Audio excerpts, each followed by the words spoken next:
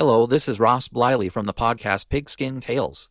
This podcast is sponsored by Sterling Soap Company. With products sold throughout 41 locations around the globe, Sterling Soap Company has a unique assortment of products to choose from for your loved one for the holidays.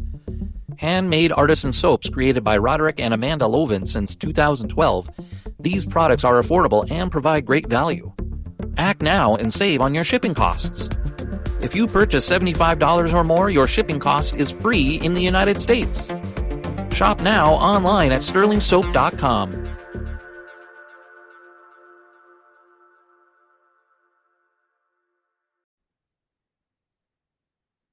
We'd like to welcome everybody back to the Football's Family Podcast, and I'll say this time of year is really big for a lot of people. Obviously, this is the whole football podcast type thing, but I've grown up with before the Titans came with very little preseason hype. My Broncos were far away. I didn't get ESPN really wasn't a big thing until much later on before the Titans came in. It started becoming bigger and bigger. So I didn't get to really keep up with the Broncos much. I remember reading a newspaper article from the Tennessean saying that Mike Shanahan was hired as a coach. And I remember telling my parents, well, Mike Shanahan's hired as a coach and he's apparently a good coach and could win us a Super Bowl or two. And they went, oh, whatever. Well, that was the preseason type hype that I had. I remember watching preseason games, hoping that the Broncos would be on NBC or CBS or Fox or whatever it is, but knowing that I wouldn't be able to see them regularly. You know, when you had the Sunday ticket, you could see whatever games you want. I had it for free one year and I watched Jay Cutler with the Bears a lot. But whatever the case is, with the advent of the internet, the 24-hour sports cycles, the I'm looking at my computer screen, my phone screen, and my tablet screen at the same time with all these different sports groups, Yahoo Sports, NFL.com, that sort of stuff. It's obvious that we get a lot more information than we did before. And I've got two magazines that I'm reading through at home, Athlon and Lindy's, I believe are the two I got that I look forward to every year getting. So there's a whole lot more preseason hype. That being said, with all this information going on, and this isn't new, but with all this information going, do you feel like we put way too much stock in preseason games and preseason polls? Like, yeah, Texas is number one in a poll, and people that I've read are having a problem. Well, Texas isn't this and that. No one's played anything yet. No one's played anything yet. The polls will shake up in week two or three, maybe week four. Week one typically does not have a lot of people losing who are high up in the listing because they play cupcake teams that want $1 million or $2 million payout to fund their football team for the rest of the year. That's how that works. I get that. That's not an issue with me. But whatever the case is, do not be upset that your team is ranked two in the preseason poll or five, because those polls will change real quick. SEC has like seven or eight in this particular poll in the top 25. That'll change. It did last year big time. That'll change. Your team, if you look at last week's preseason games, we had ties. The Chiefs lost to the Cardinals. My Titans got blown out by the Buccaneers. The Cowboys lost.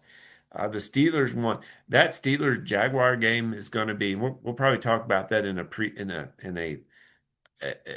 podcast. The kick that just about blew up that football. That to me is neat to give people the chances to play.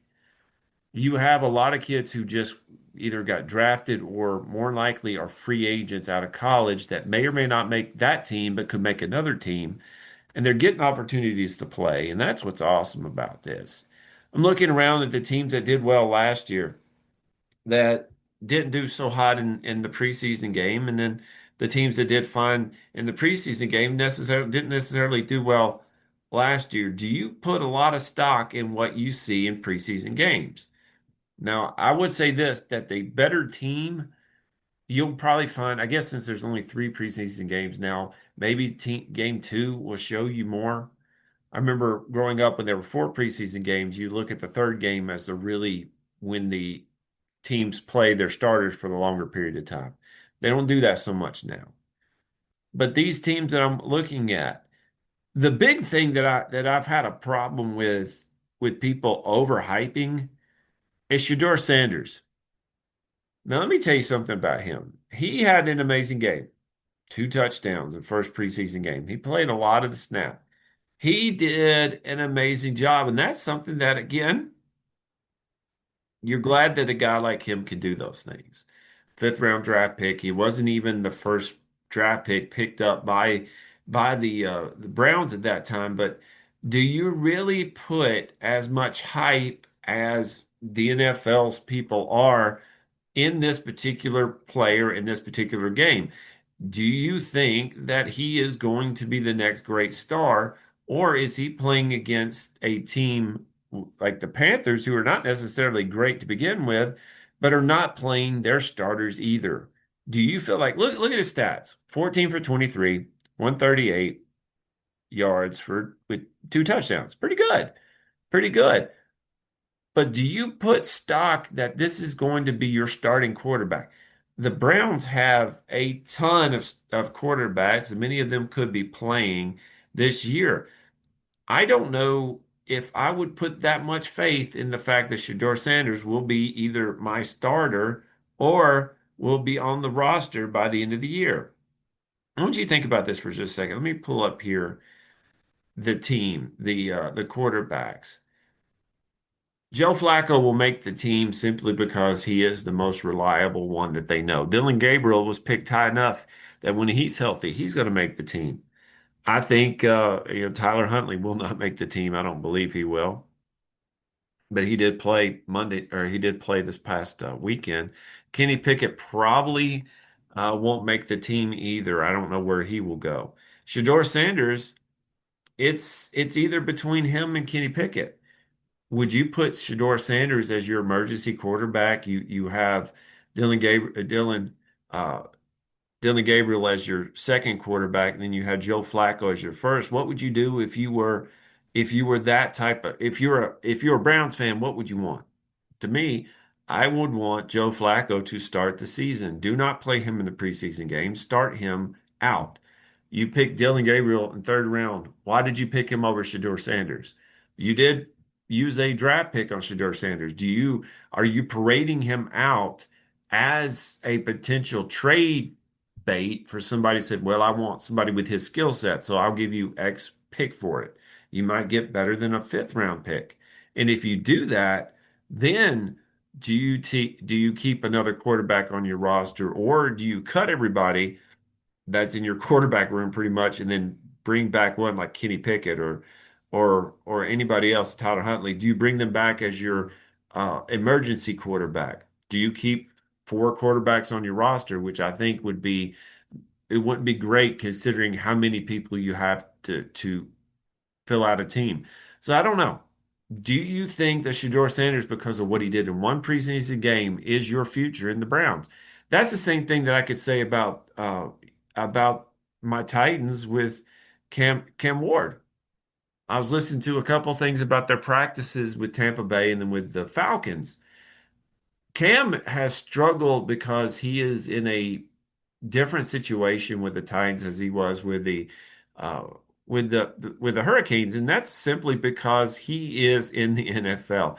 Any rookie put in a situation like he is going to be put in will have that problem. And not only will they have that problem, but they will be put in a situation where they're not going to be the top guy in the league. In fact, if you are picked number one, you are going to find that there's going to be a lot of people who are out to get you.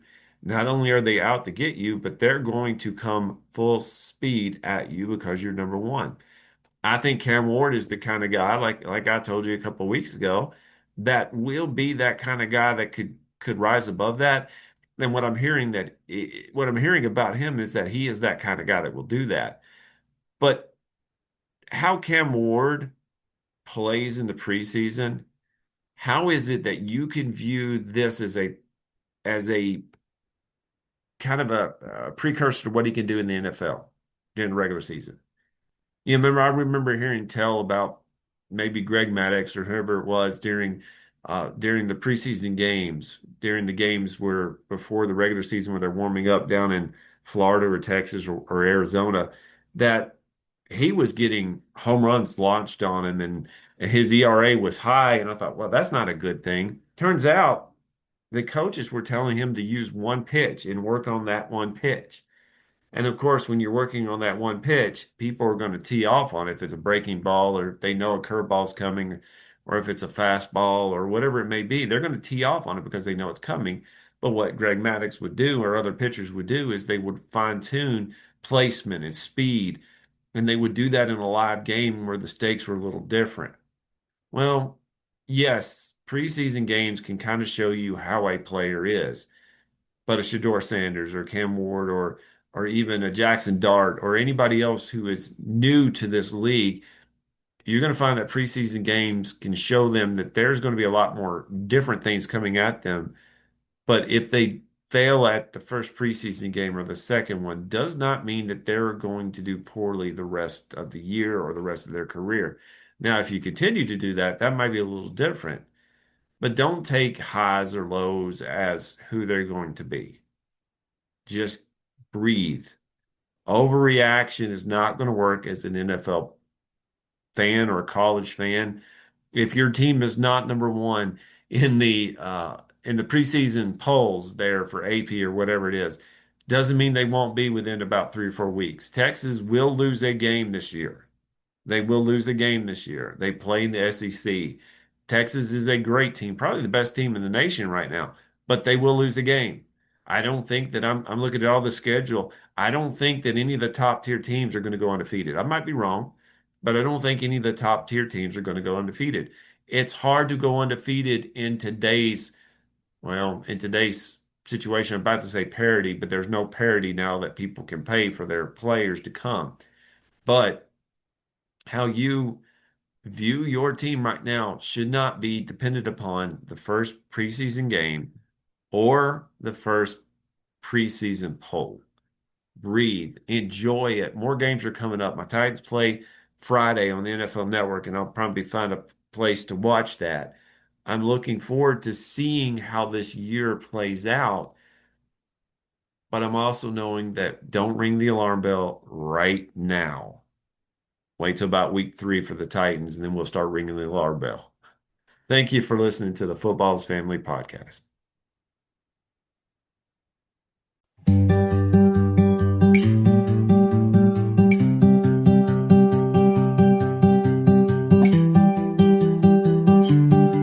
The Sports History Network, where legends live on and the past plays loud. Welcome to the place where history's proud. From gridiron glory to the hardwood stars, from the racetrack heat to Olympic bars. It's the voices, the stories, the moments you miss, told by fans and pros who live for this. Hook and Themic, the Sports History Network, where the past comes alive. Podcasts and blogs that keep the flame high.